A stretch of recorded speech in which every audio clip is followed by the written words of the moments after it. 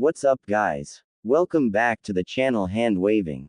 Your friend Naruto Addict 3.0 is here again with a brand new Naruto fanfic that's going to change everything. A story where Naruto is betrayed and banished. But destiny has bigger plans for him. From exile to emperor, this is the journey of power, strategy, and love. Today's fanfic is titled, Which is What If Naruto Rose from the Night of the Kyuubi to Build a Legendary Girl 18+ Harem Part 1. If you enjoy intense Naruto stories and epic world building, make sure to smash the like button and subscribe to the channel for more fanfics like this. Now sit back, relax, and let the legend begin. A deal struck. On a late October day, a crack of sunlight peered its way through a shade-covered window set within the stone walls of an imposing tower that stood at the center of a bustling village lit by the orange glow of a fall sun as it sank across the horizon. As that last trails of light pushed through the window, they fell upon a blond man relaxed in his chair facing a worn wooden desk, his body lax as he looked out towards his dimly lit office. As the light traveled across the worn wood of the desk, skipping over unopened scrolls and the discarded bits of quill and paper, it came to rest glinting slightly on a pair of china saucers and a photo that sat before them as if the frame itself was to enjoy their presence. Even as the light dimmed, the last vestiges of it glinted upon the frame housing the image of an old smiling man staring out defiantly from the glass, holding a peace sign as he flashed his eternal smile to the blonde before him. Sitting across from the still image, the blond man remained motionless as his eyes drifted across the photo, his mind casting into the stream of his memory as he found a smile tugging at the corners of his mouth. Flashback. Minato, my boy, that hat sure suits you. Chuckled an elderly man draped in a set of older white robes, his crinkled face turning up in a smile, as he watched his successor place the Hokage hat upon his head and take his first seat behind what had long been his own desk. Of course it does, sensei. Can I teach them or what? Laughed a white-haired man dressed like a kabuki actor, swelling with pride at seeing his student succeed in his dream thanks to his guidance. Well, I did some of the work, Jiraiya-sensei. Chuckled the blond man as he adjusted the brim of the hat now sitting atop his head so that the red emblem of fire faced towards the pair before him. As the three men chuckled, Minato could not help but smile back at his own inauguration a few hours before as he took his first sit in the Hokage office with his predecessor and sensei looking over him. The blonde Hokage simply sat smiling at the two, basking in the realization that at long last he had accomplished the dream he had held since childhood. Turning his head slightly, he set his gaze out over the village resting below his new perch, his village. As he looked out, he felt a small pressure on his chest as his eyes tracked out over his home, pride, hope, and most of all love, fighting for dominance as he looked upon the scattered rooftops and the small moving shapes that made of the people he had sworn to protect. Then and there he swore to himself that he would follow in the footsteps of the other Hokage and protect his home from any danger, no matter the cost to himself. As Minato gazed out on the village, the third Hokage watched his successor, a small smile upon his lips as he felt a growing pride at the man who would be carrying on his duty from that day on. Sighing to himself, the third cast his mind back over his time in the office. He had carried the village through the slog of war, the glory of victory, and the simply calm of peace, but now, at long last, he was passing on the will of fire to the next generation. A small tear formed on the corners of his eyes as he saw himself all those long years ago first taking the Hokage hat, the look of pride on his sensei's face at the time, even as his own lit up, smiling just as Minato's did now. And at long last it was his turn to watch the torch pass on. Turning slightly, he looked at his student, the Toad Sage, and couldn't help but chuckle at the expression playing across the man's face. Jiraiya had never been one for sultry, so while the old third and new fourth Hokage allowed this moment to wash over them with small warm expression, Jiraiya had elected to sport a pair of waterfalls that fell from both eyes, muttering how proud he was that his student had made it this far, his words barely audible as he tried to rub away his tear with one red sleeve. I always sniff. Knew you had it in you, you blonde gaki. Sniff. The old sage managed between his continued happy sobs. Turning around at the sound, Minato could not help but burst into a wide grin looking at his old sensei's expression, rising from his chair as he made his way slowly towards the man. Come on, Aro-sensei. This isn't a time to be crying. Wouldn't want all those beautiful women to see the gallant Jiraiya in such a state, would we? Chuckled Minato as he clapped a hand upon the sage's back, causing him to halt his sobbing for a moment. This seemed to snap Jiraiya out of his stoop as he blinked up at Minato for a moment before smiling widely before striking a triumphant pose in the center of the office. You're right, Gaki. I, Jiraiya the gallant toad sage, am now the teacher of the fourth and soon-to-be greatest Hokage the Leaf has ever known. The ladies won't be able to resist me, shouted the white-haired man even as a perverted smile spread across his face. At the sight of Jiraiya's perverted smile, Minato and Sarutobi could only shake their heads before as Minato slung his arm around Jiraiya's shoulder, smiling so brightly his face seemed to glow.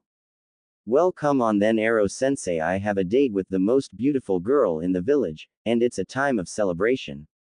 The blonde laughed as he glanced around to the other member of the trio. You coming, Sarutobi? Called Minato as he and Jiraiya moved slowly towards the door, the blonde glancing back to see the third standing silently before the old desk, one hand lying upon the worn wood while looking into the photos of the previous Hokages that hung above the window with a small smile upon his lips as he traced each image. As he turned to face the two men, his smile slowly grew to match the pair's own as he looked upon the future of his village with pride. Yes, Minato, I'm coming. I wouldn't want to keep Kushina and my wife waiting, replied the third as he turned from the desk, starting forwards towards the pair only to stop dead as he came to a sudden realization. The other two noticed this change and stopped their merry-making to gaze questioningly at the third, who had gone completely rigid. Hey old man, sensei, are you alright? They questioned in unison as they looked at the seemingly frozen man. As they watched, the smile Sarutobi had adopted grew steadily larger and larger, until it appeared to cover his whole face. As Minato and Jiraiya watched, they would have sworn that a younger man had been standing in the office that day, so full of life and happiness was Sarutobi as a glorious thought took root in his mind. Then, without warning, the old man bursting into the loudest and happiest laugh that the two had ever heard from him, the sound echoing around the office, seeming to only grow louder every moment as it ricocheted off of every surface.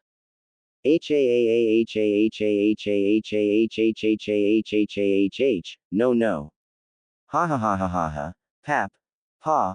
Pa. Free, ha ha ha ha ha. I ha ha ha ha, I'm free, laughed the old man as he threw up his hands as thought he was proclaiming to the heavens themselves of his great victory. Sensei, did Sarutobi just go crazy? Questioned Minato, glancing around to his sensei, who looked just as lost as his student at the old man's apparent breakdown. I have no idea, Gaki, responded Jiraiya as he continued to watch his sensei cheer for a moment longer. Hey sensei, snap out of it, shouted Jiraiya as he waved towards the man who didn't seem to notice him.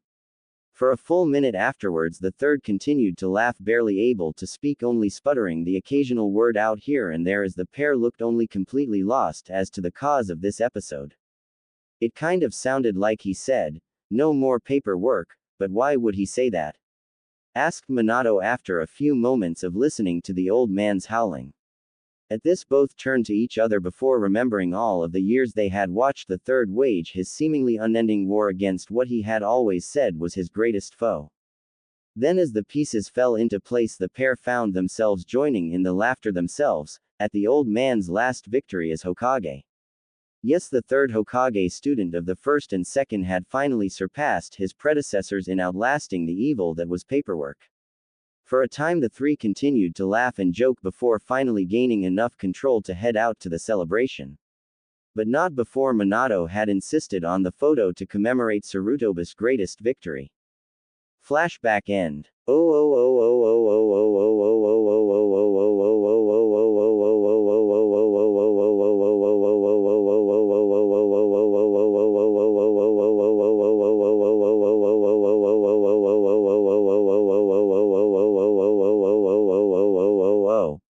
So 2 years after that happy memory, Minato sat alone in his office, his eyes tracing across the photo he had insisted on taking that day, dropping his gaze slowly to the sake dishes sat between him and the smiling face of Sarutobi.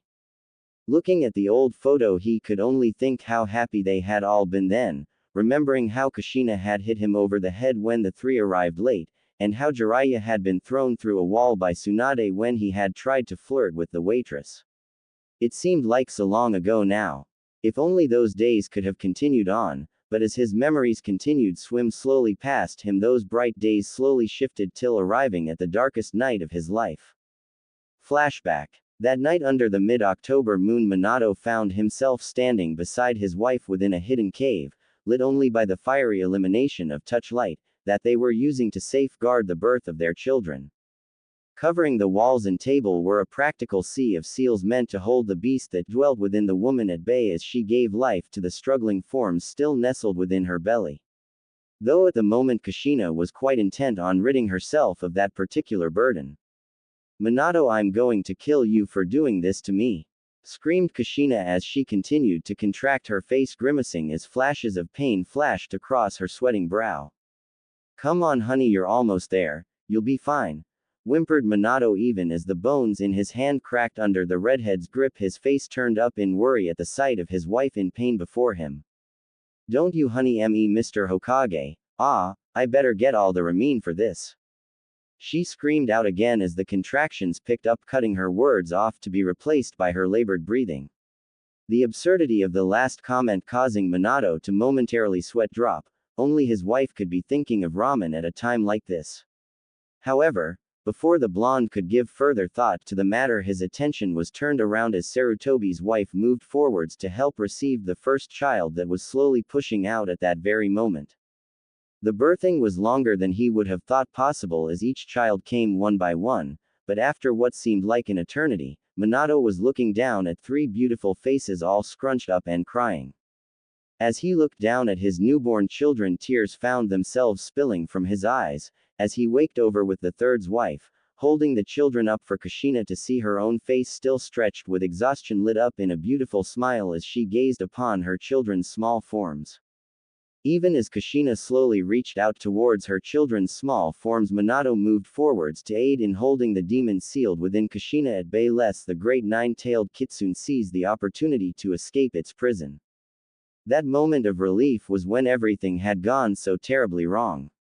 As Minato had moved forwards, a man in a spiral mask had appeared seemingly from nowhere, slaying Sarutobi's wife with a single slash, spattering the stone floor with a crimson stain as he reached out to seize the still sobbing bundles of his daughters from her quickly cooling corpse.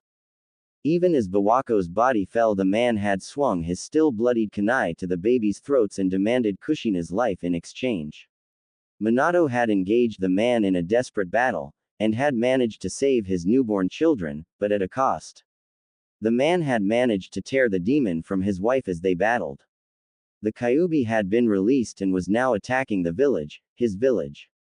On the front lines, ninjas desperately tried to hold the beast at bay, throwing their lives towards the kitsune in a desperate hope to buy a few more precious moments for their loved ones to escape the demon's wrath. Meanwhile, within a secluded safe house, Minato had managed to retrieve Kushina, was now leaning over his wife as he gazed out the window, even as the distant sounds of carnage steadily drawing nearer. As his eyes trailed down to his new family, he felt an odd calm wash over him as he prepared himself for what he knew was his duty. He could not let the beast take them, he would not let it take his village, and he would never let it take anything from him while he still drew breath. "Minato," Kushina whispered as she gazed up into her husband's face, even as he said it into a look of determination, the fear in her voice noticeable even through the pain and exhaustion that racked her body after having the beast torn from her. "Minato," she managed again, drawing the blonde's eyes to her as she struggled to speak. What are we going to do? The Kyuubi, we can't let it hurt them," she whispered, her voice fading slightly as she clutched her three babies closer to her bosom, each letting out small whimpers as the distant roar of the Kyuubi rumbled across the land. "Don't worry Kushina, I won't let it hurt them, I promise," he whispered. He slowly moved towards her, his tone setting of small warning bells within her mind, even as she felt Minato's lips upon her forehead, and his hands pulling the three bundles from her arms as he rose. "What are yo?" was all she was able to say as he disappeared in a yellow flash, leaving her alone, her arms now empty as she felt a growing horror building in her chest. "Minato," she called as the realization of what he was doing, and what it would cost, began to set in for her even as her voice rose what strength she can, pushing out in a cry of fear for the lives of her loved ones. No, Minato, not them, not you, no. She screamed, even as her husband raced towards his death. A moment after his departure from his wife, Minato arrived on the battlefield, within a flash of yellow light, landing beside his old sensei and the third, both panting from their continued attempts to hold back the Kyuubi. Minato! They shouted as the blonde arrived. Their eyes immediately drawn to the three struggling bundles he had clutched against his chest before shifting back to the young Hokage, confusion evident upon their faces. Gaki, what are you doing bringing them here? This isn't a good time for bring your kids to work day. The Toad Sage joked, called, taking a second to crack a joke despite the desperate situation. Not replying to his sensei's jib, Minato turned to face the two, his gaze telling them in a moment that he stood ready to make the ultimate sacrifice that night. At this realization, both suddenly felt like bucket of ice water had been dumped down their backs as their thoughts came to settle on the only reason for the children's presence, and the haunted look now evident upon the blonde's brow. The Fuinjustu, Shiki Fujin, they both thought at the same time. Gaki, no, you can't do this, yelled Jiraiya, taking a step towards the fourth, desperate to talk his student out of this. I'm sorry, sensei, but it's the only way. If I do this, at least the fox won't be able to take anything else from me. And they, at this point he looked down upon the faces of his children, a soft smile touching his lips. At least they will be safe, he finished in a determined tone. No, Gaki, there has to be another way. We can think of something, we just need a little time, pleaded the Toad Sage. Time, growled Minato as he turned to his sensei. Time is something we don't have. Every second is being paid with by the blood of our village, my village. If my death can stop that flow, I will jump into the jaws of the Shinigami himself. Minato shouted back, his voice causing the babes in his arms to suddenly begin to struggle slightly against his chest as the little face of his son let out another loud cry. Jiraiya, spoke the third, cutting off the sage's retort before it could begin. He is right, whispered the third, his words causing the sage to spin around to face him, looking horrified at his old sensei's words. This is what it means to be Hokage. This is what it means to be prepared to give your life for the sake of the village, and this is why Minato was the right choice for Hokage, continued the third as he slowly approached Minato even as the roar of the Kyuubi drew steadily closer. But sensei, managed the white-haired man as he watched the aged Hokage pass him by as he slowly moved to stand before Minato. As Sarutobi approached, Minato found his eyes drifting down to the crying face of his son as he raised one hand to lightly caress the boy's cheek in an attempt to quiet him, silently thanking the third for understanding what had to be done as he looked upon his children for what could be his last time. That moment, however, was all the aged man needed as he disappeared in a burst of speed, appearing behind the young Hokage, and with a swift chop to the neck, rendered him unconscious. Before Minato's body had reached the forest floor, Sarutobi had moved yet again, gathering the three children in his arms and turned to his student, who looked on in shock. Jiraiya, the third shouted, causing the Toad Sage to turn away from his fallen student to his teacher. Look after the Hokage, and, here he paused, his eyes drifting slowly across the treetops to where the barest hint of the village could be made out, illuminated in the raging flames around it. Look after the village for an old man, will you? He finished, a look of peace overcoming his face as he watched his student looking unbelieving at him. But sensei, you can't. Jiraiya began, only to fall silent as Sarutobi shook his head slightly, the ghost of the sensei he had been seeming to fall around him as he lectured his student for one last time. Jiraiya, I told you a long time ago what it meant to be a shinobi of Konoha. The old man said, looking back at Jiraiya with that same look of peace upon his face as he slowly turned away from his student. Besides, the third called, cracking a small smile as he continued, I think beating both paperwork and the Kyuubi will make me welcome when I see my senseis tonight. After all, I can't keep Bawako waiting for me. Finished the old man with a smile even as he vanished towards the raging Kyuubi, leaving the pair alone in the clearing as the roars of the Kyuubi thundered across the land, the drums to the final march of a true shinobi. Jiraiya could only fall to his knees, looking down at the form of his student lying unconscious before him. Even as the roaring of the Kyuubi grew and Jiraiya heard and saw the explosions and seal arrays that signaled the final battle of his teacher, he could only remember back to his first days as a student with the third. CS. Sensei, what the idea of the will of fire that you keep talking about? Asked a young Jiraiya as he sat tied to training post blinking up towards where his sensei stood looking down at him. Pushing what strength remained in his aged form, Sarutobi dashed forward, breaking out of the forest edge as he turned to face the rampaging Kyuubi, a blast of smoke obscuring him for a moment before his oldest partner, the great Monkey King Enma, was falling into step beside him. As the two rushed ahead, another blast of smoke erupted before the charging man was suddenly amongst a field of identical figures, all now sporting great staffs that they lowered to face the great kitsune that swiveled to face them. The will of fire. Well, that is something my senseis passed down to me when I became a shinobi of this village. Honestly, what do they teach you kids in the academy these days? Replied Sarutobi, putting on hand to his chin as his eyes drifted momentarily from the bound boy, who looked annoyed at being suddenly ignored. With a monstrous roar, the massive kitsune rushed towards the approaching storm of Sarutobi's enormous claws, fangs and tails coming to bear upon the army before him that answer his roar with one of their own, a last valiant battle cry that echoed out through the night as the elements themselves hurtled one after another, covering the skies in flashes of flame and electricity beside the dull force of water and earth, all cast against the beast's ferocity. Well, how to put this? You see, the will of fire is what makes us able to protect those we care about. It's that strength that only comes when defending those you care for. It's because I care about the people of the village that I'm able to protect them all. They are my strength. Smiled the third as Jiraiya blinked up at him, obviously confused. As the storm of elements crashed upon the great kitsune, the beast seemed to ignore them as it barreled ahead, roaring as it swiped its massive tails back and forth, scattering all that came into contact with them, even as its claws and fangs tore still more of the army before it. At the same time, Sarutobi turned to four of his clones, handing off the three children, trusting them to handle the ritual as he turned to buy them what time he could. But sensei, how does that make you strong? I mean, aren't we just paid to protect people? Besides, everyone protects their home. What makes us different? Questioned the boy, obviously lost, as above him Sarutobi let out a small chuckle, shaking his head from side to side. Sarutobi hurled himself aside as the massive jaws of the Kyuubi snapped down towards him, swinging the massive bow staff, that was his partner, into the beast's jaw even as its tails lashed towards him.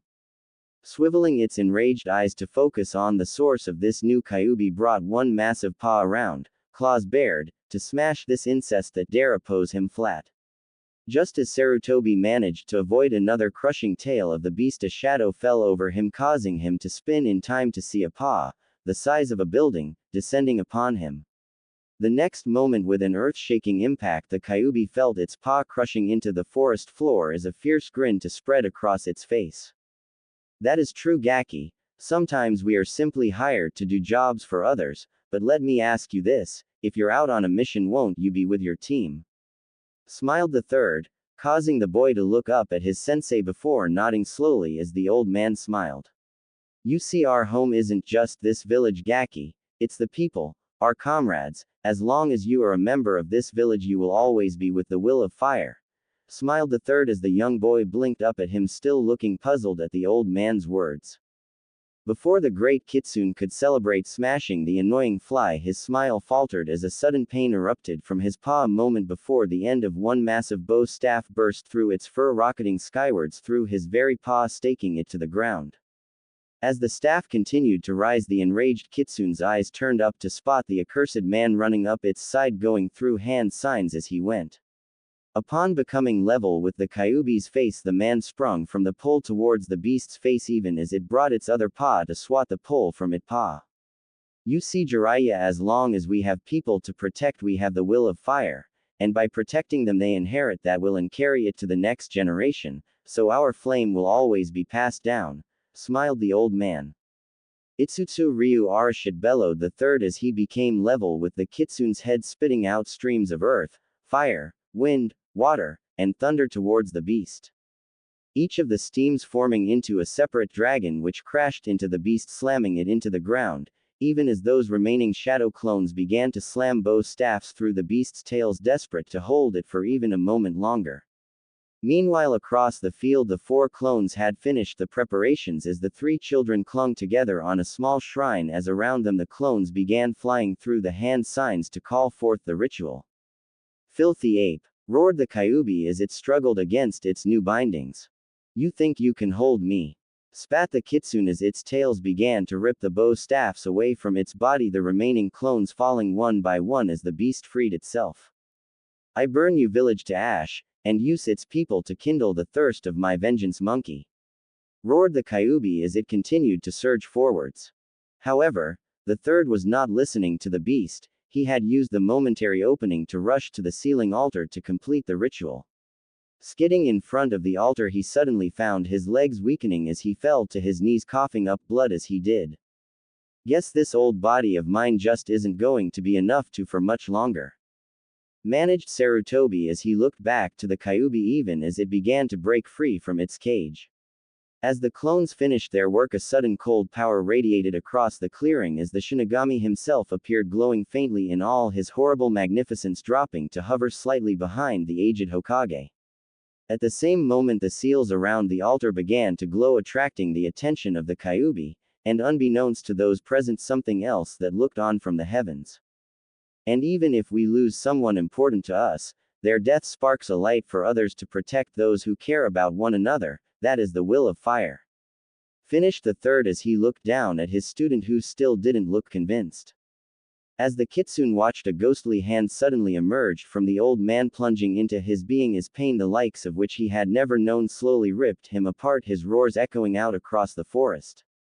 As the broken parts of the Kyuubi were pulled towards the infants by the Shinigami, a swirling seal appeared on 2 of the children as each began to absorb the Kyuubi, the beast slowly drawn into each. Even as the last bits of the fox began to fade into the 2 little girls, Sarutobi noticed a small seal appearing on the only boy of the 3, a seal he did not create. As his vision blurred, he saw a small tree-like tattoo appear for a moment on the boy's forehead, before fading. The time for wondering, however, was over. His time was over. Looking back towards the village, he could just make out the faces on the Hokage monument even as the light of his eyes began to fade. "So Jiraiya, does that make sense now?" asked Sarutobi as he bent to untie the boy from the training pole. And with a smile on his face, Sarutobi, the 3rd Hokage, the professor god of shinobi, knelt down at the scene of his greatest victory, smiling towards the village he loved, and the faces of his masters he knew he had pleased. "I still don't quite get it," replied Jiraiya, a shrug causing his sensei to chuckle slightly to himself. "Well, that's okay, Gaki, you'll understand someday," smiled the third.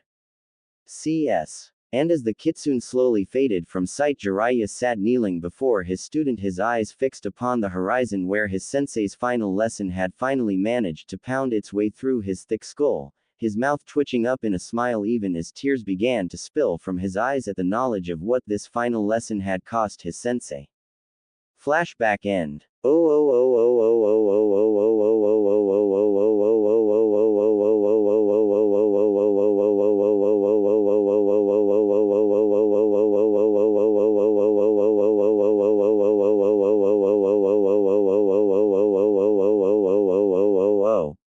As Minato remembered that night, his thoughts turned to his own part, how he had awakened only in time to help find Sarutobi already dead, his children beside the man on an altar, 2 having the Shinigami's seal still glowing slightly upon them as the 3 had moved to hold tight to one another, trying to stay warm in the cool night air.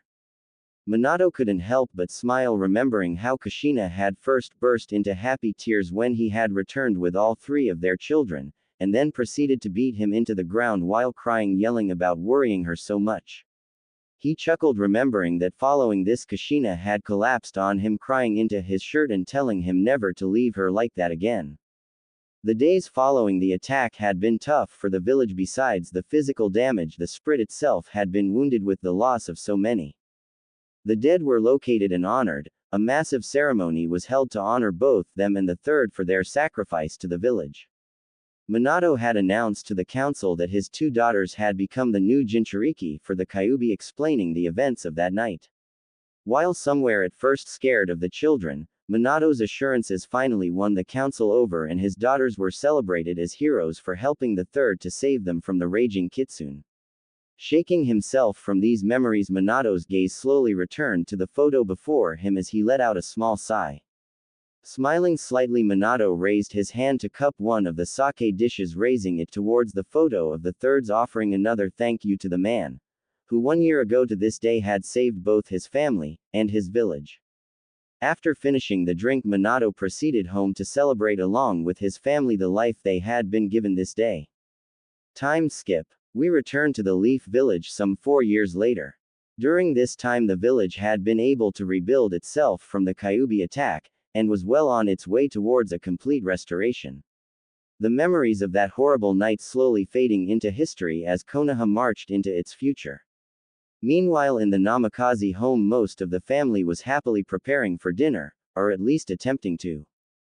Naruto Namikaze, the oldest and only son, was bouncing up and down in his chair, excited for his dad to get home, barely able to contain his excitement as he looked around the room as if expecting the man to pop out from under one of the chairs scattered around the large circular table that served as the centerpiece to the kitchen.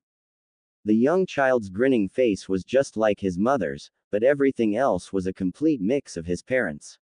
His eyes were a blind of both the violet of his mother and the azure blue of his father, so that they carried a look not unlike a sea at sunset. Meanwhile, his hair had chosen a bright blonde mop just like his dad's. As he looked around, his blended eyes meet the bright blue of the second oldest child that stood opposite him. Naruto also bouncing around awaiting the return of their father, her blonde hair waving behind her pulled back into a single ponytail that draped down the side of her head, while her blue eyes darted around just as her brother's did, a wide smile playing across her whiskered face which carried the same smooth curves of her mother's, and her personality happened to be similar as well. As the two children continued to bounce excitedly, their matching red and white Uzumaki shirts waving around them, their constant movement drew the attention of the final child. Standing over by the skink, the youngest of the triplets, Minami stood in stark contrast to the other two, starting with her fiery red hair that was drawn back so that it cascaded down her back, becoming two pigtails mirrored after her godmother Tsunade. Her eyes as well were different, carrying a deep red, almost brown color that gave her a powerful presence, exemplified by her slightly sharper face like that of her father. Unlike her two siblings, she was offering help to their mother, while every once in a while looking at her siblings with a sad little smile and a shake of her head as though she was looking at much younger children instead of her older siblings. Meanwhile, the three's mother Kushina was currently standing over an oven working to get their dinner ready for when Minato arrived, a happy smile upon her lips as she listened to the excited chatter of her children. The previous Jinchuriki had not changed much over the past 5 years, still easily identified by her long red hair, her round happy face and warm violet eyes. Thanks to the timely arrival of Tsunade, she had recovered from the events 5 years ago, and had been able to look after her family ever since. At present she was dressed in a simply green and white dress that allowed for her protruding belly to be accommodated. It seemed, despite her statements that night, Kushina had not been too opposed to bringing another little one into the world, and at present her family couldn't be more excited to meet its newest member. "Here you go, Minami, put these on the table for me," Kushina said as she handed a few plates to her daughter, who turned up to her mother, red eyes meeting violet as she nodded. "Hi, Kasen," smiled Minami, taking the dish from the taller redhead and turning to face her siblings still bouncing up and down at the table. "You know," she called towards the pair, momentarily drawing their attention to their imoto, "you two could help Kasen and me with dinner, it's not like you're doing anything," finished the redhead as she marched over towards the table. As she moved, the two blondes turned towards their imoto, both sporting fox grins, and jumped up to help her out. From behind them, Kushina could only look on as the children started to set the table, idly placing on hand lovingly over her belly and the new life within it. When Minato had first told her that her two daughters were holding the fox, she had been horribly worried about how the village would react, but thanks to her husband, most had seen them for the heroes they were.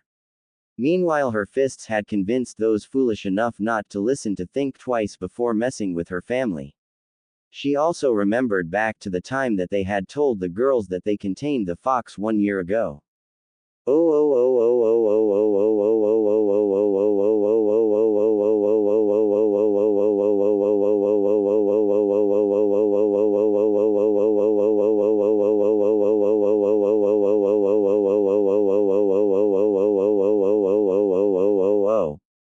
Flashback. Now girls, there's something. Naruto, get off Naruto, called Minato as he attempted to speak to his children while them seemed intent on their own activities. The three children had been engaged in a poking battle while they sat on the couch facing their parents, and Naruto had finally abandoned subtlety and tackled her older triplet over the back of the couch moments before, just as their father began to speak to them. Meanwhile, Minami was rolling around giggling at the whole thing, her tiny hands clasped over her mouth as she tried and failed to stifle her giggles. A moment later, the two blondes emerged from the back of the couch grinning and laughing at their red-faced father, while their mother giggled off to the side at her husband's failed attempts to control their children. Receiving nothing but laughter for his efforts, Minato looked pleadingly at his wife for help with the situation. Okay, you two, front and center, we have something important to say. You can play later, called Kushina, finally taking pity on her husband's attempts and deciding to handle her children. Hi Kasen. The three trumpeted in unison, suddenly sitting straight up on the couch once more, silently waiting for their parents to continue. For a moment, Minato could only blink from his wife to his three kids with a look of shock upon his face, wondering how she could do that so easily before deciding better of it. Ahem. Anyway, there is something important we need to tell Naruto and Minami today, and Naruto, you need to know too, began Minato as the three listened eagerly. The two parents then proceeded to tell the three children how the Kyuubi had attacked, how the three had been taken to be sealed, and how Naruto and Minami become the next Jinchuriki of the Kyuubi just like their mother before them. After they had finished their story, the pair of children sat silently looking between their parents', horror slowly creeping their faces. Seeing fear upon their daughters' faces, both Minato and Kushina started to assure the two girls that everything would be alright, but their son beat them to it. So you two have a big fox in you tummies, that's so cool. How does that feel? Is it fuzzy? Where can I get one? Naruto called excitedly, fired off question after question while poking both of his sisters' stomachs, unintentionally tickling them. Nah Naruto, hihiha. Stop that, it dehiha tickles, laughed Minima. She tried to get her brother to stop, the tears that had begun to form out of fear and sadness turning to happiness before she could even let them fall. Hihei onichan, hehahahe. No fair, stop that, laughed Naruto, who like her sister had her mind shift from sadness to happiness due to her brother's assault, her hands trying and failing to batter his away as he continued to poke at both of the girls, drawing fresh giggles from their lips.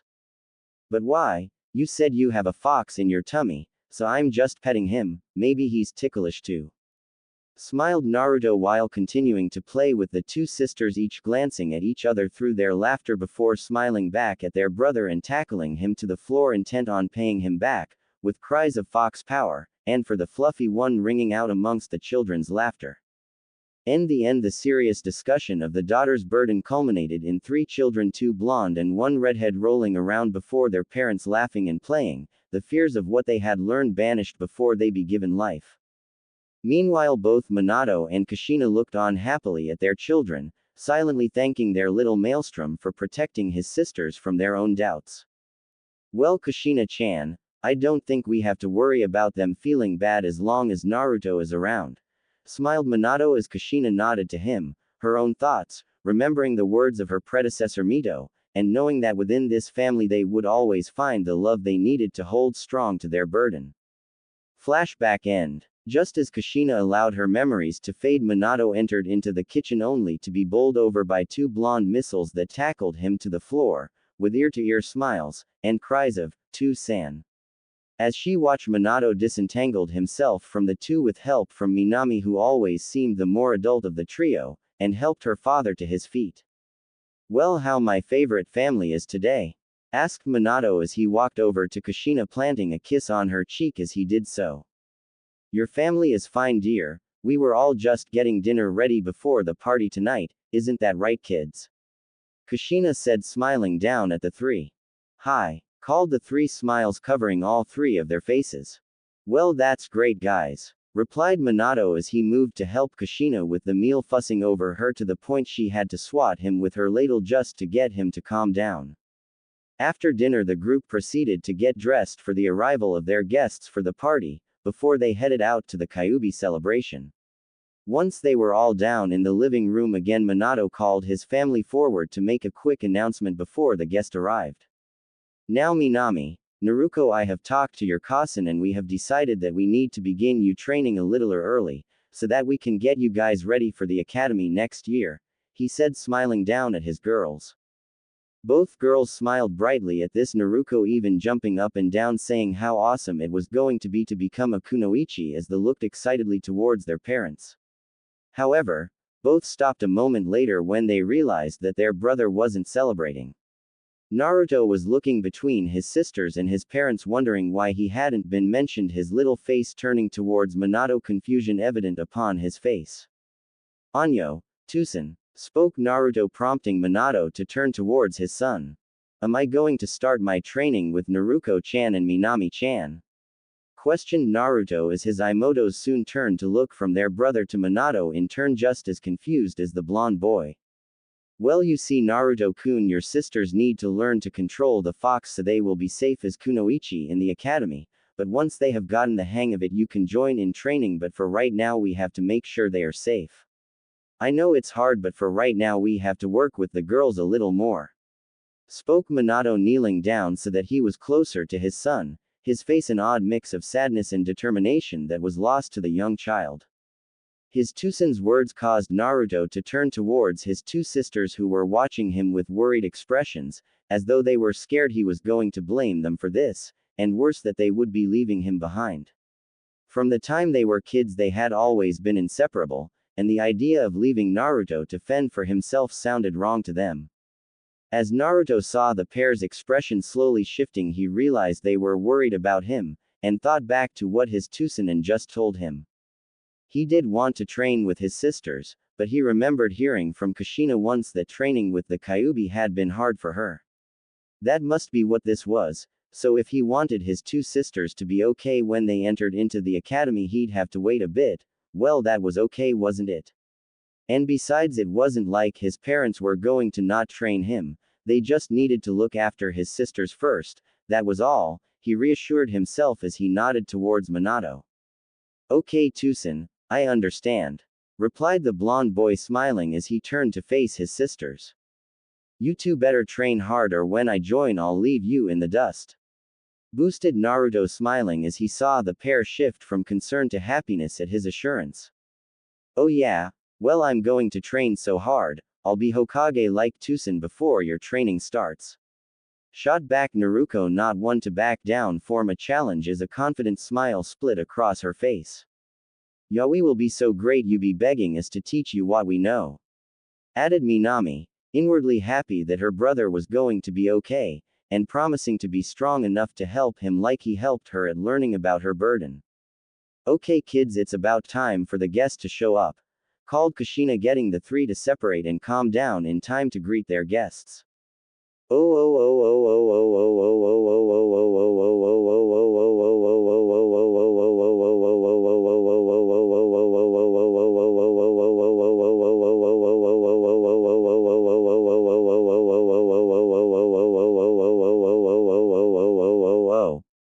Time skip. It was now almost a year later and the triplets had just turned 6 a few days ago, while their newest little sister Mito was just turning 1. The three had changed little during the year in manner of looks. Meanwhile, their new little sister had been growing quickly into a little bundle of energy that the whole family adored. Little Mito, with bright red hair and violet eyes, was like a little Kushina in the making, and her bubbly excitement was partially infectious to anyone who met her. Over the years since the birth, Minato and Kushina had been training Naruto and Minami to harness and control the Kyuubi chakra, making steady progress as they worked with the pair. Minato had even called Jiraiya to stop by and help train the two whenever he was free. As a result, the two sisters had begun to blossom as future kunoichi, each determined to make their family proud. Speaking of family, one of their instructors usually sported a little redheaded babe at most of their sessions. Following the birth, Kushina was often found with Mito in her arms, instructing the two while she watched them practice. Meanwhile, the children's godmother Tsunade was busy most of the time with the medical program she had pushed through after the Kyuubi event, but still found time to stop by and spoil her goddaughters rotten and patch them up when they managed to bang themselves up like children are wont to do. Sadly, even as Minami and Naruto grew steadily closer to their family, their brother was slowly fading from that same light. Naruto found himself being left out little by little from family activates, slowly being overshadowed by those around him as his sisters drew more and more attention. After the birth of Mito, his parents tended to stress their attention between his sisters training and looking after their newest little member, leaving little time for him. Meanwhile, those outside of the family like Jiraiya, while kind to Naruto but only present every now and then, and for some reason that Naruto didn't understand, seemed to focus only his twin sisters. At the same time, his godmother, Tsunade, was always chatting with his sisters whenever she was visiting, helping to patch them up whenever their training got out of hand, leading to a strong connection between all of them, but whenever she looked at Naruto he would notice her eyes getting teary, before she turning from him, leaving him alone and confused in her wake. What he could not know was that Naruto looked so much like Tsunade's younger brother when he was growing up that Tsunade could not look at him without remembering her brother's death. So instead of facing her fear head on, she simply chose to avoid Naruto. While she did not dislike the boy, she simply told herself that he had others to look after him. So slowly Naruto became more and more excluded from his family. While his sisters still played with him occasionally, they had begun to incorporate training into their games, playing ninja running, and the like that he could simply not keep up with. But as always, he insisted that they go on ahead, not wanting to make them feel bad about their abilities. Despite everything happening to his life, Naruto stayed the same kind boy he had always been. He smiled and laughed and did whatever he could to see his family smile. And that was no different today, almost a full year after his sisters had begun their training. The birthday was in full swing now, with people milling around. All of the clan heads in attendance to offer their congratulations to Mito turning 1. Speaking of Mito, she was sitting happily, in a bright white onesie with an Uzumaki spiral adorning it on the back, between the feet of her older brother, while giggling as they played with her. As Mito sat laughing as she rolled around under her brother's gaze as it trailed to the yard where Naruto and Minami were off playing with a few of the clan heirs, while Minato and Kushina were talking with their parents and discussing the upcoming year at the academy, where many of their children would be attending. As Naruto continued to play with his red-haired Imoto, he heard a quiet voice call out to him from behind. Turning, his mixed eyes fell upon bluish hair and wide eyes of his best friend, Hinata Hyuga. The two had only known each other for a few months, but already they were almost inseparable thanks to an event back when they had first met, where he had stepped up to protect her against some bullies at the park. Flashback. Naruto had been walking through the park wondering what to do while his sisters were off playing shinobi tag, when he heard the sound of raised voices from behind a clump of trees a bit off the trail. Curious, Naruto headed towards the voices. Upon arriving, he had found Hinata in a circle of boys, all making fun of her, and pushing her to the ground. "Hey, leave her alone," shouted Naruto, running up to stand between the bullies and Hinata, the girl's eyes still moist with tears, looking up to see the blonde-haired boy standing before her. As he came slowly into focus, she suddenly remembered seeing him from afar when the Hokage had met with her father. Who's this kid?" asked one of the boys, looking at Naruto, as beside him his friends shook their heads, not having any idea. "I'm Naruto Uzumaki Namikaze, and I won't let you pick on her," shouted Naruto at the bullies, raising both his fists in front of him to make his point clear. The bullies stared at Naruto with varying looks of confusion, before one finally spoke.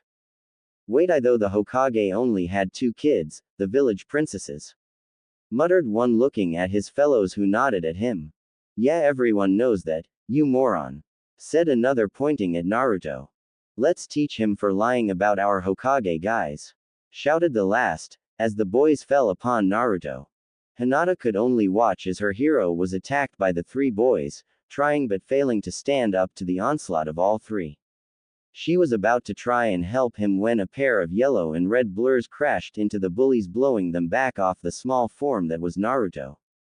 "Hey, which one of you wants to tell me why you are hurting my Onisan?" shouted the enraged form of Naruto, as she stood protectively in front of her brother, blonde hair wiping back as her blue eyes trailed across the stunned bullies. Never mind Naruto, it doesn't matter what they say, they're still getting a butt kicking for hurting out Onisan. Called Minima, cracking both her knuckles like her godmother often did, whenever their godfather did something perverted, the three boys shivering as the pair advanced on them.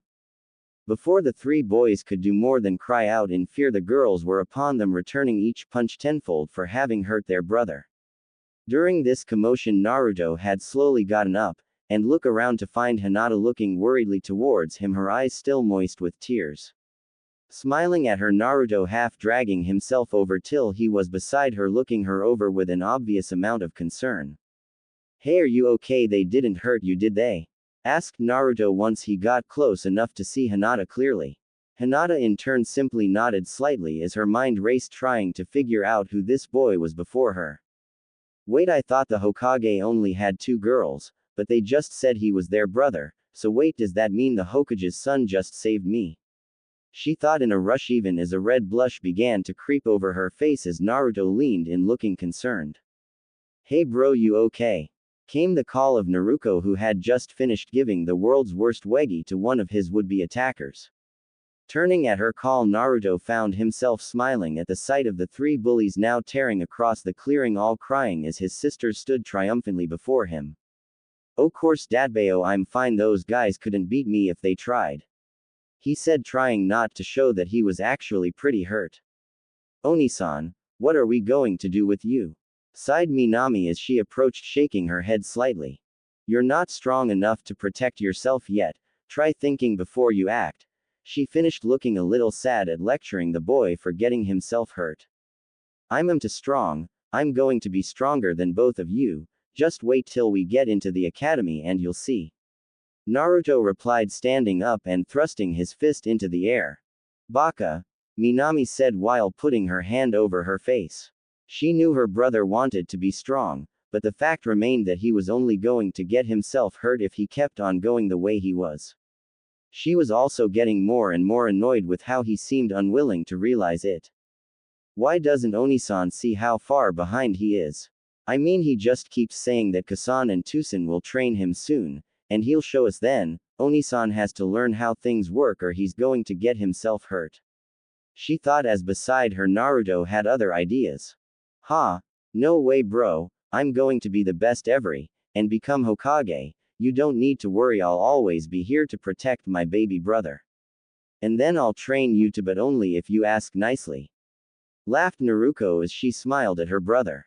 Naruto responded to her jab by sticking his tongue out and telling her that he would be better than her in no time, and the two degraded into a small friendly argument while Hinata and Minami watched on.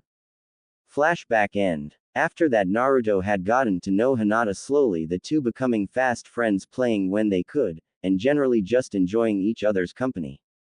Each also learning the similarity they shared in their family.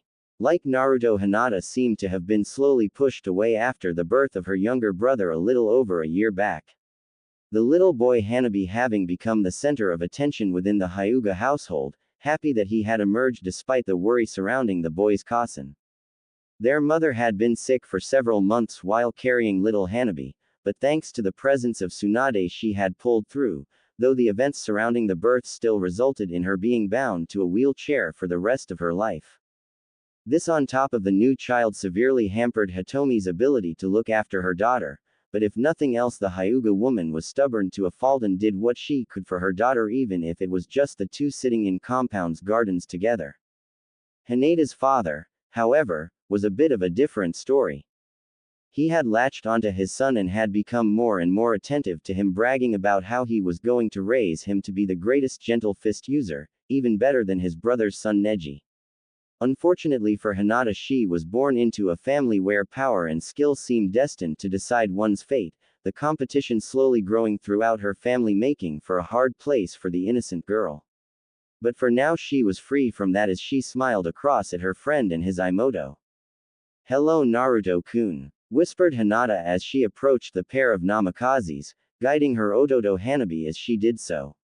While Hinata took after her mother, Hanabi was a little Hiyashi in every regard, and walked with a sense of pride that made him an odd sight, only being 1 year old himself. His stoic mask broke, however, when the little red-headed Mito walked over to him, smiling wildly into his stoic face. Before the little Hyuga could do more than look at this smiling redhead, Mito let out a happy giggle before throwing her blanket towards the boy's head, intent to drape him in it. Hanabi, seeing the blanket approach, tried to perform the spinning move he had seen Hyuga do to deflect things from hitting them, but sadly not understanding that only twirling wasn't going to save him, as the blanket fell over him, winding its way around him so that he soon found himself wrapped up and on the floor, looking up at a giggling redhead who dropped down to start pushing playfully at the trapped boy. While the two 1-year-old had been having their tiff, Naruto and Hinata had begun talking about the academy, hoping they would both be in the same class when it started. And so on. This continued throughout the evening until at long last the guests had left and only the Namikaze family remained.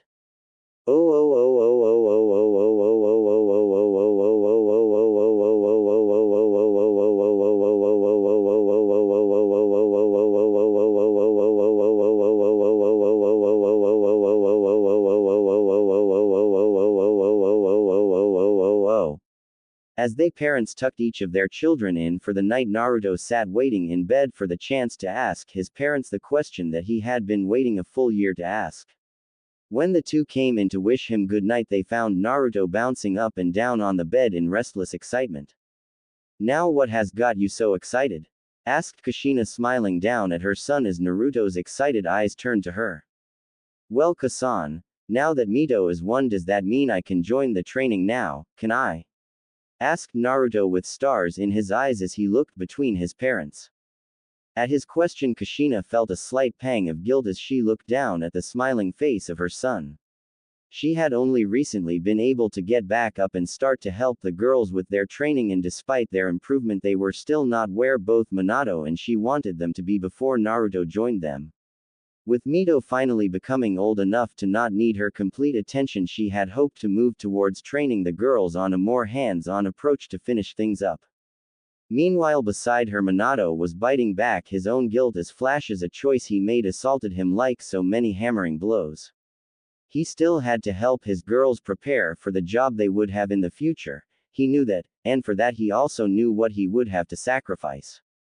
But he had to make sure they were ready if everything he cared about was to be protected. Besides, I went through the academy without help, so did Sensei. It's not like I'm leaving him to the wolves, and there will be time later, yeah, later. Thought the man as he shook himself back to reality, looked down at his son. "Well," spoke Minato, drawing Naruto's attention to him, "I think it would be best for you to start up in your academy studies before we start your training, son." Spoke Minato as Kushina looked to him a little worried. But why?" asked Naruto, looking confused. "Well, you see, son, the academy will be able to tell where you are good at, so that when you start with us, we will be able to teach you even faster, and we don't want you having trouble with both our training and the academy work," lied Minato, even as he felt the pang of guilt in knowing that he was misleading his child. But I thought I would get to be trained by you," whispered Naruto, looking sadly between his parents, feeling a horrible sinking feeling in his chest as the joy and excitement that had been building there tumbled away. "You will, Sochi. We'll be training you in no time, but we need to make sure we don't rush things," said Kushina, feeling tears on the corners of her eyes even as she saw the confusion on her son's face, as she too threw in the white lie she hated herself for using. Naruto, for his part, looked back and forth between his parents, feeling a multitude of questions springing to life within his head. Why can't they train me? I mean, they love me, right? And they train Naruto and Minami. Why am I being left out? Hey, why does mom look sad? I hate it when she looks like that.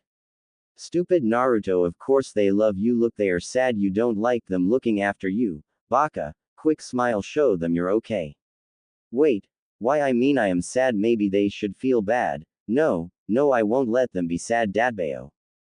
Thought Naruto as he pushed back his confusion, forcing a smile onto his lips. Okay, he said happily, causing both parents to relax slightly, but when I know what I'm good at, you better be ready, because I'm going to show you that I'm the greatest shinobi ever, Dadbao. cried the boy, his words causing both parents to let out a breath at this, relieved that Naruto seemed to be taking the idea okay. Soon they finished tucking him in and left to look after Mito, before turning in themselves. As the pair moved down the hall towards their own room, Kushina found herself doubting her own actions as she turned to her husband. Minato, do you think this is okay? I mean, leaving Naruto out, he needs to be trained too, you know. Sure, I want to make sure the girls are okay, but lying to him like that, it's just wrong. Finished Kushina solemnly as she and him got ready for bed. I know, Kushina, but we need to make sure the girls are looked after first, and you are the only one who can safely train them. Neither of them are able to form your chains, so we need to be careful. I just don't want to see any of the hurt. Sometimes we have to tell a white light to protect them, but we'll never stop loving him, Kushina, and we'll make it up to him, I promise. Minato replied softly, silently trying to convince himself even though he knew he was only telling half-truths. I guess, we'll start his training up next year, and then we'll make him an amazing shinobi, right? Kushina responded with an almost pleading note to her voice. We'll make it up to him, Kushina, I promise. Replied Minato as he laid down to sleep beside his wife, feeling as though his mind would tear itself apart for what he was doing.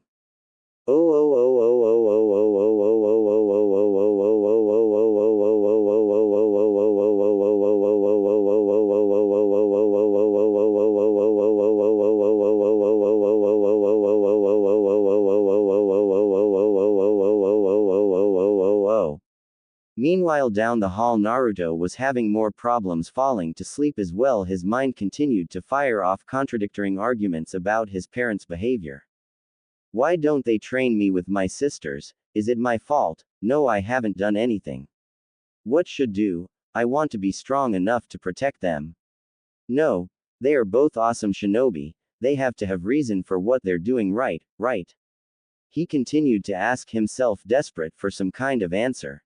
Will you stop that? I'm trying to sleep here, shouted a feminine voice from seemingly all around the room as Naruto froze, wondering for a moment if his silent pleading had been answered.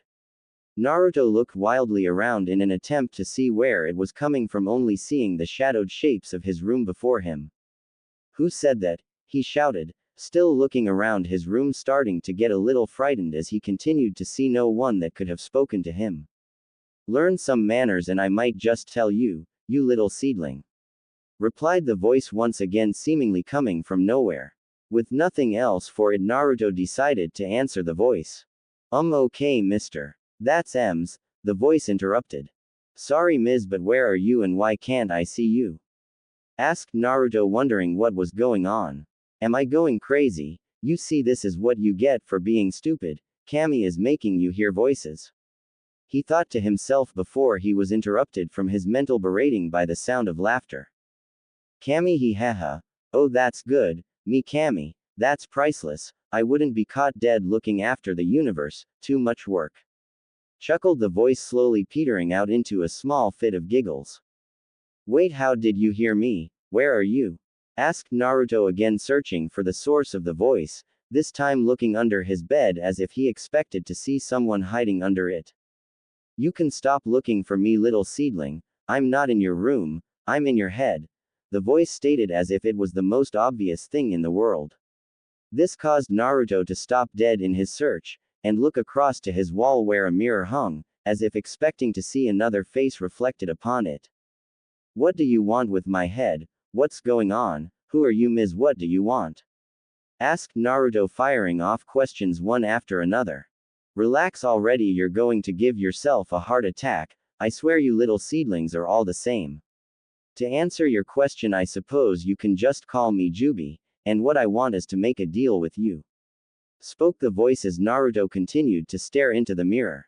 A life forgotten. What do you want with my head? What's going on? Who are you, Ms.? What do you want?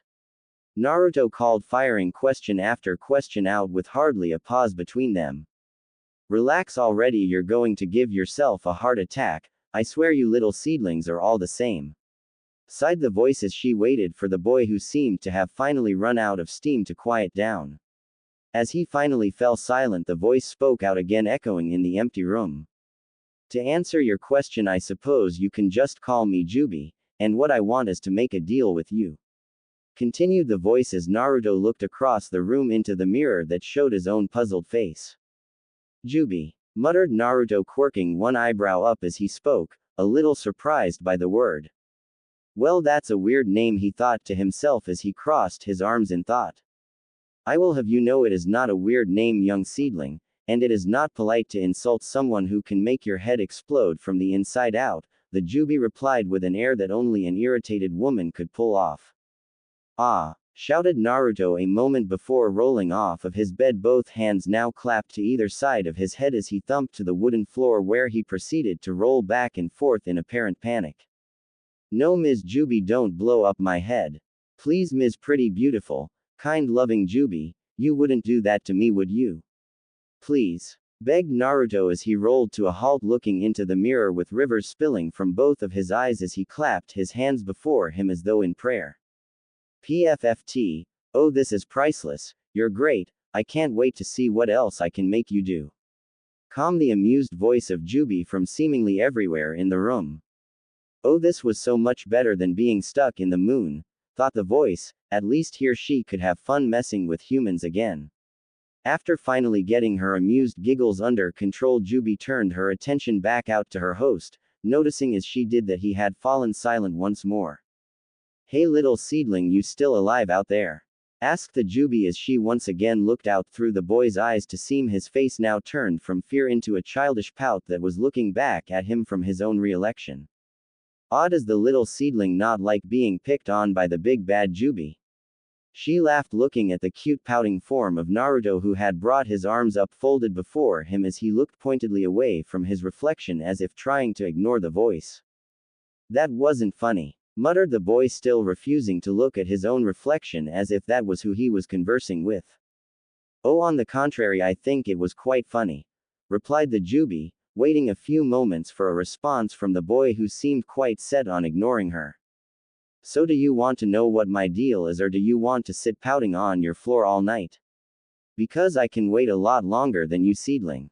Chuckled the Kyuubi as she saw the boy glancing back to his reflection, a thoughtful expression upon his young face as he slowly let his arms fall to his sides. I guess, mumbled the boy, finally turning to face the mirror again, even if he was only facing his reflection. Ms. Kyuubi, is there a way that I can see you? It's kinda weird talking to myself. Called the boy as he gave his reflection another glance.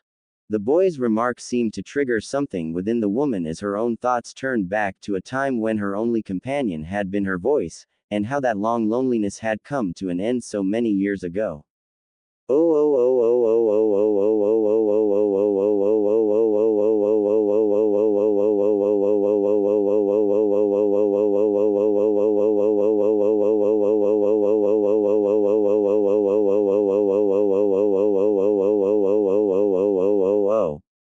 Flashback. The disembodied consciousness of Kyuubi was silently flouting within her lunar prison, her thoughts cast out once more to how she had managed to let some stupid women steal her charge, and worse, let that same women's children seal her away after robbing her of her power and children in one fell swoop. As her thoughts began to swirl, the agitation became too much as she called out into the starry night. Ah, if I ever see that woman and her sons again, I'll seal them in this stupid rock and see how they like it. Screamed Kyuubi into the silence of the moon that she called home. It had been thousands of years since that stupid sage had sealed her into this lunar prison, and with only her thoughts to keep her company, the time had passed very slowly indeed. Her only reprieve had been when on a full moon's night she could cast her gaze down at the world, these brief glimpses being all that kept her from falling to absolute despair within her celestial tome. So tonight, like those before, she turned her gaze upon the earth, not knowing that this moment would spell that end to her long exile. As her eyes slowly shifted down, her attention was immediately drawn to a commotion within a forested land. As she looked closer, she saw her youngest son causing his usual 9 kinds of hell for the people of a shinobi village. As she watched, her son swiped his tails back and forth across the armies of the village, his mouth open in a roar of rage, but something was wrong. That rage, it wasn't his. As she watched the great kitsune raging among the trees, she saw his almost rabid assault upon the village that sat burning beneath him, her eyes narrowing as she saw his eyes momentarily turn skyward, his eyes sporting a horribly familiar red marking. Her memories recalled the only other time she had seen her son like this, all those years ago in that valley as he stood between the descendants of that stupid woman, used as a pawn in their petty battles for power. As her memories fell into place beside the V-zone before her, an uncontrollable rage boiled up within her. Damn them, she yelled as she struggled hopelessly against her prison walls. It's not enough that they bind me here, but they have to continue to use my children in their stupid war, cried the woman as she looked down at her son's body paraded like a puppet to that family's tune. Leave him alone, you bastards. When I get out of here, I swear I'm going to tear them limb from limb and scatter their ashes to the four winds so even Cammy can't put their bodies back together. Let him go, screamed the Kyuubi as below her son continued to rage. Even as she howled and struggled, her eyes noticed as an older figure charged along to attack her son. Unable to tear her eyes away, she watched the battle begin, the shinobi throwing everything he had in an attempt to halt her son's assault on the village. As the struggled, her eyes turned to a small ceiling table which appeared behind the man, her attention now drawn to the three small bundles that lay upon it. Turning her attention back to the battle, she watched as one of the attacking figures split from the fight, turning to run towards the table, as the seals around it began to glow, illuminating the night sky around it. Then he appeared, the one she had long ago known, the brother of her lord, the lord she had failed so long ago. No, it can't be, whispered Kyuubi, her tone speaking of the disbelief currently running through her as she gazed upon the figure who had emerged from behind the old shinobi. But there he was, the Shinigami himself, in all of his terrible glory, his hollowed mask looking down across the bundles before him before turning to look up upon the great kitsune. Then before she could overcome her shock, she was forced to watch as his hands reached out to tear her child apart. She watched helplessly as the hands tore the yin and yang from her son, his roars of pain flooding the night sky as her own rang out in the heavens above. And still all she could do was watch as the Shinigami's hands dragged the two halves into the children, sealing her son once again into a living prison. As the scene slowly came to an end, Kyuubi found herself openly weeping at the sight of her son's fate.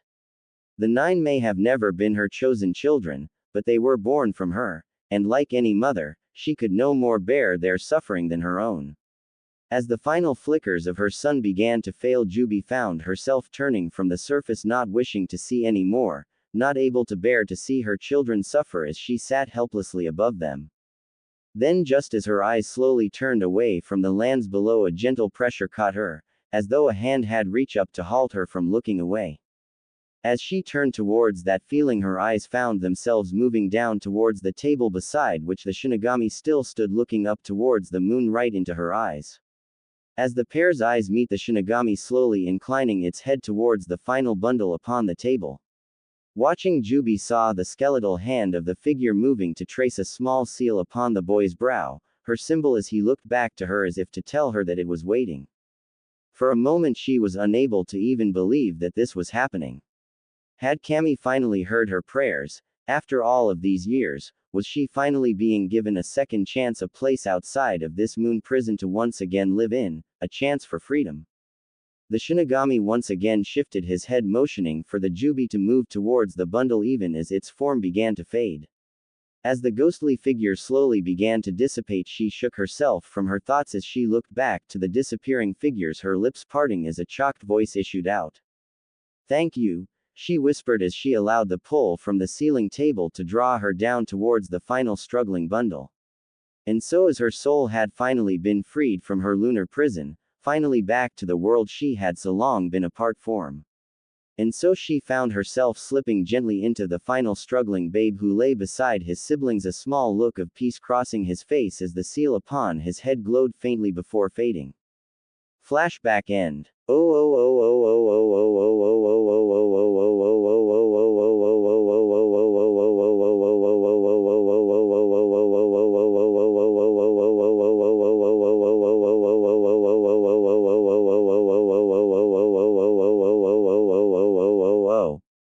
As Jubi shook herself from her memories, her attention returned to the small blonde still looking curiously at his reflection as she felt a small smile crossing her lips.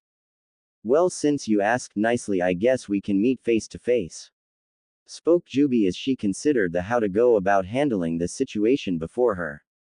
Tell me, boy, do you know what a mindscape is? Asked the woman's voice after a moment as she watched the boy blinking at her words. Naruto in reply, his head to one side at the question, moving to recross his arms in what passed for a 6-year-old's thinking pose. For a full minute the blonde sat there, his eyes closed in apparent concentration as Jubi waited silently, starting to wonder if the boy had slipped back to sleep on her. After a little longer, Naruto suddenly opened his eyes with a look of confidence on his face as he spoke. Nope, no idea, he called as a wide grin found itself spreading across his face. For a moment Jubi simply looked at the boy's smile before letting out a sigh as she shook her head. You know that's not something you should be particularly proud of, seedling, pointed out the woman as Naruto's smile faded, replaced with an annoyed look. Hey, it's not my fault. If you're so smart, why don't you tell me what it is, Dadbao? Naruto fired back as Jubi's face quirked up into a smirk the boy could not see. What did I say about asking nicely? Jubi whispered in a dangerously sweet voice that caused Naruto to freeze, his mixed eyes to go wide as he shifted back into his pleading look, complete with clasped hands. Please tell me smart, pretty, nice Ms. Jubi, gushed Naruto with a hint of panic as he looked to his own reflection, hoping his head wouldn't explode any moment.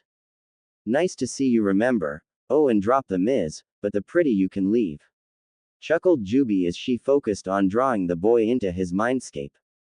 Now just relax, I'll help you in this time so you can get a feel for it, she called as her presence reached forwards towards the boy's own. Even as the final words echoed within the boy's mind, he felt a tug on the back of his neck as darkness slowly closed in from the outsides of his vision. At first the sudden blackness terrified the young boy as it slowly crept across his eyes, swallowing him whole. However, just as the last vestiges of light disappeared, his eyes were suddenly assaulted with a blinding flash that caused him to raise his hands before his face as an impromptu shield. A moment later, as the light slowly faded, Naruto lowered his arms, allowing his eyes gaze around at his new surroundings. Where before, he would have seen the simple plaster walls of his room, with its usual amount of mess, he instead saw a massive expanse of blue and green stretching out to the horizon. A moment before he had been sitting in his room on the second floor of his home, but now found himself in an open field, the soft green grass now all around him brushing lightly against his bare feet. As he turned his eyes skyward, he saw a cloudless blue sky that seemed to stretch on for miles in every direction, on and on, as if this land had no true end to it. Feeling the touch of the green ground below him, Naruto's eyes fell across his orange pajamade from to the grass on hand, running gently through it as he pushed himself up from the ground, his mind already buzzing with questions. Where am I? Last thing I remember was something about mindscape, and that voice saying something about helping me. Was I dreaming? Wait, no, is this that mindscapey thing? But this just looks like some field like the ones outside the village. Maybe that's all that happened, I just fell asleep in the field. Though the boy as he continued to take in his surroundings. However, before he could continue to try and explain how he had found himself in this deserted field, a voice jerked him back to reality. Well, are you going to sit there all day, or are you going to say hello, seedling? Things may pass slowly here, but you don't strike me as the patient type, called the voice, now coming from behind the blonde instead of from his own mind. At the call, Naruto spun towards the source of the voice, his eyes traveling across the plain to the peak of a large hill he suddenly realized he was standing at the base of. Looking up the hill, the blonde's eyes were immediately drawn to the summit where a single magnificent tree stood. The tree stretched some 40 feet into the air, and had bark of pale white, as though the clouds absent in the blue skies had been formed to create its massive trunk. As the boy's eyes trailed up the great tree, his eyes found an explosion of color awaiting him as the thousands of gently swaying leaves formed a great canopy above him, each of the leaves shining with a deep purple light or shifting to an odd glowing black, as thought the leaves themselves had not chosen what color to remain. The tree seemed the center of this place, as though the blue skies and grass themselves were given light from its branches. Slowly Naruto began to approach the top of the hill, feeling an odd pull to reach the beautiful thing. As he continued to get closer, he felt a strange peace about him, as though he was greeting an old friend that he hadn't seen in a great while. Soon he reached the summit and stood before the tree, a rather disconcerting thought popping into his head as he looked up at the massive tree. Great! I'm talking to a giant purple tree. Oh, that's just great. This is what I get for eating all that ramen. Minami was right, it's rotted my brain. Stupid delicious ramen, thought the boy as he extended one hand towards the bark of the tree, curious to see if it felt as soft as it looked. I wouldn't do that if I were you, little seedling. At least not until we have our talk. Oh, and I'm not just some talking tree, called the familiar voice now coming from directly above the boy. The sudden voice caught Naruto off guard as he jumped slightly back from the tree, looking back and forth for the source of the voice before a small giggle drew his attention up into the softly shifting purple canopy. That's right, I'm up here, seedling, called the voice once again, a small smile almost visible in the words alone. Looking up, Naruto's eyes fell upon the outline of a figure he could barely see against the tree, his eyes squinting to get a better look. As if in answer to his desire, the figure began to descend slowly from above one of the branches, bending to accommodate its passenger as the pair moved steadily towards the blonde boy. As the branch came closer, the figure sitting upon it slowly came into clearer focus. She sat gracefully upon the branch, one hand draped lightly over her lap while the other held the side of her living transport figures draped lightly over the silken branch. Her hair was the same shade of purple as the leaves of the tree and seemed to glow with the same simple radiance as the tree as it fell about her shoulders, waving gently as she gazed down upon the boy. Her skin was porcelain white like the bark of the tree itself, covered in a simple kimono that lay upon her, adorned with the pattern that mirrored the falling of leaves. Despite the simplicity of the dress, it somehow seemed to only intensify her beauty as it curved gracefully around her form, accenting her beauty and strength in equal proportions. However, despite this staggering image, what drew Naruto's focus was the woman's face. The gentile heart-shaped curve set between the waves of her purple hair turned towards him as a smile played across her lips. But even this was not where the boy's gaze sat. His gaze fell only upon her eyes, her unearthly eyes. They glowed pure black, as though one were looking into a night sky that had yet to give forth any stars. Yet they were somehow welcoming, like some great expanse that was begging to be explored, the warm glow seeking to embrace one just as night would come to embrace day in the endless dance of the heavens. Well, my little seedling, what do you think? Not too bad for a woman that has been trapped in the moon for the last 1,000 years. Called Kyuubi, as the branch finished its descent, settling before Naruto as Kyuubi rose slowly from it, her bare feet alighting upon the grass as she looked down at the boy who now came only to her waist. Wow! Whispered Naruto as he looked at this woman, lost for words at the woman who had literally just descended from on high. All he could do was look at her in silence for a few moments as he took in her image, noticing the small smile upon her lips growing into a slightly amused expression as her eyes crinkled near their edges. I know I'm amazing, seedling, but if you're just going to stare at me all night, then I'm afraid we won't get much accomplished. Giggled Kyuubi as she brought one of her hands up to push a few stands from before her face as Naruto seemed to shake himself out of his stupor. Sorry, it's just I've never seen anyone with eyes like that before, said Naruto, looking down at his feet in an attempt to hide the blush at being caught just staring at the beautiful woman.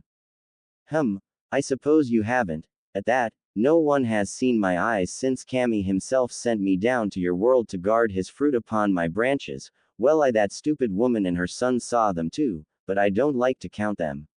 Remarked Kyuubi as she adopting a simple thinking position, one hand raised to tap ideally at her smooth chin. Who? Asked Naruto, turning his head on his side and once again adopting a confused expression as he looked at the woman before him. Fruit? Kami, what are you talking about, pretty Kyuubi? Asked Naruto, remembering to add the little tick to the woman's name, drawing a small smile to her lips as she looked down at him. I guess I'm laying a bit too much on you at the moment. This is our first meeting after all. Let's start over, said Kyuubi as she bowed slightly, as a lady of the court might, her eyes never leaving the boy before her. My name is Josei no Jubi Suri, but you may call me Jubi. I am a warrior of the heavens, and have been imprisoned in the moons for the past 1,000 years. You may also know me as the mother to those you call the tailed beasts. Finished the woman as she rose, Naruto blinking up at her for a moment before rushing to bow as well. Oh right, well, I'm Naruto Uzumaki Namikaze, son of the 4th Hokage and soon-to-be greatest ninja of Konohagakure Datbeo, he said, glancing up to Jubi, who reached out to pat his blonde head, slightly nodding down at him. Well, it's nice to finally meet you, Naruto. We'll have to work on your matters later, but for now let's get to why you're here, spoke the woman as she moved over to rest herself against the tree. Naruto soon moved after her, settling himself before her so that he was looking up into her face as she fixed him with those blackened eyes of her again. Josei no Jubi Sura, started Naruto as Jubi let out a small chuckle, waving him off. I told you, seedling, just Jubi, I never liked the whole title anyway, called the woman as Naruto nodded, smiling as he looked around himself again. Okay, up Jubi, where are we? Asked the blonde as Jubi looked around them at the open field with a small nod. Well, this is a place as in your mind, Naruto.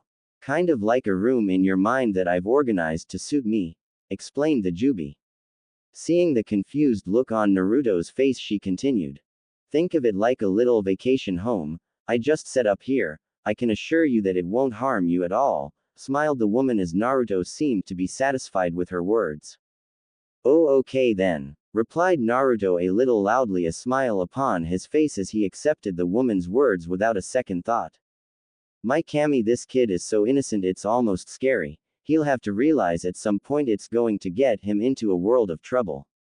Though I suppose that is the problem that lead him here, isn't it? Thought Jubi as she let out a sigh, focusing back on the boy blinking up at her. Naruto, since I'm living in your head, I was thinking that I could do something for you. Like a way to pay you back for letting me say her. How would you like that? Asked the woman in an offhanded way that nonetheless caught Naruto's attention, as he seemed to vibrate slightly at the prospect. Really, what do I get? Is it a cool superpower, or the extra chakra like my sisters? You said you were the tailed beast's mom. Does that mean I'm a Jinchuriki like my sisters? Hey, does that mean that I'll get training from my parents now just like my sisters? Does it, Ms. Jubi? Naruto called, firing question after question in that way only an excited child could. There were many things that Jubi was prepared for. An excited 6-year-old, that was on the equivalent of a sugar high with the attention span of a gnat, was not one of them. Wow there, seedling, hold on for a moment, I can't answer you if you never stop asking, now can I? Asked Jubi with an exasperated shake of her head.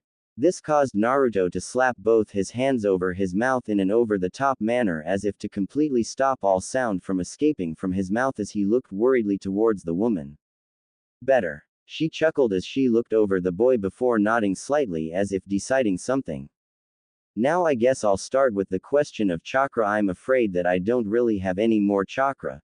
You see, when a certain man, here she adopted an annoyed look, who we will just call Deadbeat, took my chakra from me. He used all of my power combined with my ability to give life to chakra in order to create the tailed beasts. So my power is in all of my children, like my youngest that is sealed into your sisters. Explained the purple-haired woman as Naruto gave her another puzzled look. Who but my sisters have the Kyuubi, the 9-tailed fox? Said Naruto, quirking his head to the side as he looked up into the woman's black eyes. Yep, that's my youngest, always trying to show he is the best of his siblings by flaunting his power. Silly little boy, she said more to herself than to the boy, shaking her head slightly as she spoke. Anyway, the point is that I'm afraid I don't have any chakra to give you. But you are still a Jinchuriki, just not like your sisters. She finished her words, causing the boy before her to deflate slightly at her words. For a moment Naruto felt the happiness that had slowly been growing within him faltered as his hopes of being like his sisters were dashed. That doesn't mean I can't do anything for you on the superpowers, though. Added Jubi, hoping to get the boy's spirits back up. The result worked a little better than she was hoping for, as it caused the blonde to leap up off the grass and start running around the tree, yelling about how cool it was. Before Jubi could even begin to call him back, he was already rounding the trunk, coming back to stand right in her face, blasting off questions once again. Really, that's awesome. What kind of powers? Will I be able to fly? That will be awesome. Or maybe I will be able to get some cool ability like a bloodline, like some of the clans. Tell me, Jubi, please, what is it? Leah C. He asked, falling to his knees and looking at her with stars in her eyes, his little face showing so much excitement that Jubi found herself smiling despite her slightly annoyance at the boy's performance. Drawing in a deep breath, Jubi set her face into a stern look as she gazed across at the boy, who seemed to freeze at her gaze. Okay, Naruto, we can't keep doing this song and dance all night. If you want me to help, you will sit there and listen to what I have to say, or I can just let your head explode, stated the pale-skinned woman as Naruto froze before nodding hurriedly. Yes, Jubi-sensei, called Naruto, falling back and sitting excitedly before her, rocking slightly back and forth as he smiled up at her. Good. Now I'm afraid I don't have a magic wand to wave to give you superpowers, but what I can do is give you the training so that you can use my abilities with your own chakra, started the woman as Naruto nodded excitedly at her words. Now, before I get any farther, this would require you going through a long time of training, and it would require us to leave the village for a while, continued Jubi as Naruto blinked up at her. How long are we talking about? Asked the boy, watching as Jubi took a moment to think before replying. I would have to say at least 10 years to get the whole training done, but if you work hard, maybe just 8. What? 10 years? Are you crazy? I can't leave for 10 years. What about my family, my friends? What about my parents? They are going to start my training in a year. I can't just leave, shouted Naruto as he pushed himself to his feet, looking down at the woman who watched him, a small frown upon her lips. Poor boy, he is so worried about others that he is going to stunt his own growth just to make them feel better. And he's just stubborn enough not to care. Gah, what am I going to do now? Thought the woman, even as Naruto crossed his arm, fixing her with a determined look. I'm not leaving my family. My Tusen and Kasen are going to train me to be an amazing shinobi, and then I'll protect everyone, called Naruto as Jubi fixed him with a sad look upon her brow. Naruto, if you keep waiting for everything to work out, you're going to end up left behind, and me along with you. I'm trying to help you, but you need to be selfish this once, replied Jubi, fighting to keep her own voice steady as she slowly rose to her feet so that she towered over Naruto, who looked stubbornly back at her. So what do you care? They are my family. They care and love me. What makes you think you know what's better for me than them? Called Naruto, now feeling slightly scared as his own worried found themselves now being directed towards the woman before him. It's not a matter of love, Yubaka. You want to be a shinobi? Well, you need to be ready. I have seen hundreds of kids like you go out to save everyone and only end up losing their own life as a result. She called, flashes of her own battles rushing through her mind as she recalled those times such ideals had led her to fail in her mission, to caring to sacrifice the innocent to capture that hated woman. I can't, Jubi whispered as the fight left her, allowing her to slowly slip back to her sitting position, looking sadly up at Naruto, her lifetime alone crashing upon her as she gazed at another who risked the same suffering. I can't let you sacrifice yourself for them. I can't watch helpless while those I have come to care about are taken from me, continued the woman as Naruto's anger left him as he watched the woman seemingly shrink before him as her voice grew softer, more pained with every moment. I was just like you, all good intentions, and I lost my children to good intentions. I lost my freedom to good intentions. I am not prepared to see you lose everything I did, seedling. I can't live those seeing that again, she finished, turning her moist eyes towards the boy. Naruto looked again into those bright black eyes with the starlight tears that were falling from them as his own doubts surfaced. He hated to have these thoughts, and worse, he hated to see someone so sad. So he did the only thing he could think of. He stepped forward and embraced her, letting his smaller form to be pulled close to her as she openly wept into his shoulder. It took a few moments for Jubi to regain her composure, and a little longer for Naruto to step back and allow her to right herself, rising to sit upon her branch once more, the small moist trails upon her cheeks still staining her beautiful face. I'm sorry I made you cry, Jubi. whispered the boy looking into her face as he saw Kyuubi shaking her head slightly. No, no Naruto, I'm sorry. I guess you are just like me after all, a couple of bakas. Smiled Kyuubi slightly as Naruto gave a small nod. Hi, two of a kind.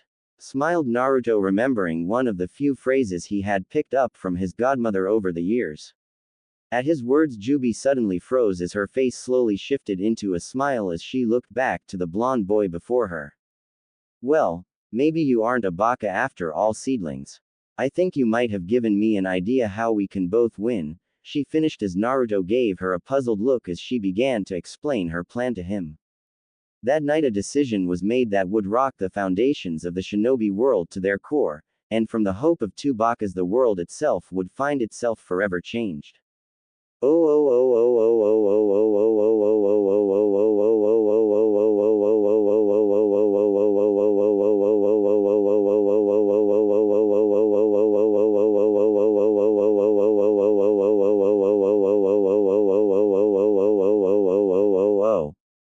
Time skip. 2 years after that fateful night within a simple classroom within the Shinobi Academy, a group of potential shinobi and kunoichi sat listening with varying amounts of attention to the words of a man who stood before them marking off notes on a wide blackboard. However, most were too distracted to listen as an odd little mantra permeated the entire classroom, drawing several eyes as the steady beat continued. Board, thud, board thud, board thud, board thud, board thud. Continued the steady beat, drawing more and more eyes as it continued. The source of this mantra being a particular orange-clad, blonde-haired boy who sat in the back of the room where he was banging his head against his desk while droning on and on like some broken metronome. Already his seemingly continuous banging had attracted the attention of a large majority of the class and even he Chunin instructor himself. Ga, is that baka ever going to stop? He is messing up the lesson again. Thought a pink-haired girl looking back towards the front of the room as she tried to focus on the lesson. Hua. Oh, just Naruto again, zzzzzzzzz. Thought a particularly lazy individual before returning to his sleep, deciding that whatever the blonde had planned it was too troublesome to worry about at the moment. Wonder what mom packed for lunch, maybe it's those pork buns again. Though a particularly good-natured boy who sat beside his sleeping friend, his hands ideally rubbing his protruding stomach as he continued to worry about lunch. Maybe if I show I'm strong like Itachi Ne-san I won't have to sit through these lessons anymore. If he doesn't stop that pounding Hokage's son or not, I'm going to hit him with my fireball. Thought a black-haired boy, who had a desperate urge to prove himself to everyone, his eyes narrowing back towards the titular blonde. I swear if he doesn't stop that pounding I'm going to hop in his head, and make him run around town in a dress. Schemed a blonde-haired girl within her mind from where she sat beside her pink-haired friend. Maybe mom will let me bring Akamaru next time, at least then I will have something to do during these classes. Naruto's right, this is so boring. Thought a feral-looking boy as he ideally scratched at one red fang cheek. Beeboos, yes, Beeboos buzz. Yes I know, buzz buzz buzz, don't worry I'll be ready for it. A heavily clocked boy whispered as he continued to silently converse with the insects inside of his body. Haha, Oni-chan always does know how to sum up sensei's history lessons. Silently giggled Naruto, her hand moving up to cup over her mouth as she smiled around at her sister who seemed less amused about the situation. Baka Oni-chan, if you don't pay attention you are never going to get any stronger. Thought an exasperated Minami who shot her older sibling an annoyed look. Naruto-kun, you need to start listening or you aren't going to be able to pass. I'll have to talk to him later, even if he is right about Iruka-sensei's lectures. Thought Hinata as she looked at the blonde sitting to her left, her young face a mix of disapproval and amusement at her friend's actions. Board thud, board thud, board thud, ah! Shouted Naruto as he suddenly burst into movement, leaping onto the top of his desk and as he slammed both his hands down into the baggy pockets of his orange jumpsuit. Every person in the class except for one particular sleeper now turned their attention towards the boy as he made his declaration. Boredom must die. Die, I say, death to boredom. roared the blonde as his hands re-emerged from his pockets, an almost manic smile now plastered across his face. As everyone's eyes saw that smile, a feeling of dread fell over them so that they almost failed to notice the two bright orange objects that Naruto had grasped in his hands. A split second later, both objects were loosed into the middle of the room, followed by a loud bang, and an ensuing river of orange in every direction. A moment after the blast, the whole classroom found itself dripping in orange paint, save for a few interesting exceptions. While most of the class had reacted by diving under their desks at the sight of the orange projectiles, or in the case of one redhead pulled under by her sister, there were two exceptions. The first being Iruka, who had been heading up the stairs towards the blonde at the time, and as a result was at ground zero, making him look as though he had stepped on an orange landmine, his whole form now dripping in a blanket of neon paint.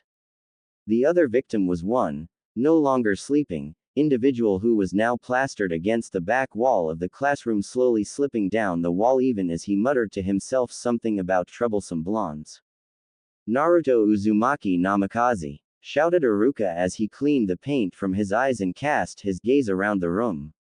However, Naruto was nowhere to be seen, only an open window and the distant sound of laughter to mark his escape.